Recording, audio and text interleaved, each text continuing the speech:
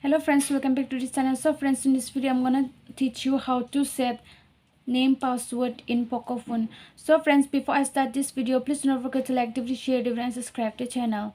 So friends, so first of all you have to go to the setting here. After go to the setting here, then you have to come to the password and security. You have to press this one. After pressing, you have to press that one. Then you have to come to the password. So you have to wait for a minute here. So you have got it, so you just need to press it. Okay, you have to press it. So it is done now. Or else if you want to add fingerprint also, you just need to press this blue color. You just need to add. Or else if you don't want to put also, you just need to cancel. So I don't want to put the fingerprint, so I just cancel it. So it is done now. I will show you.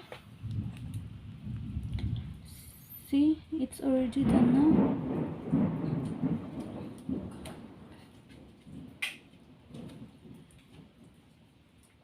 So the password is already set now.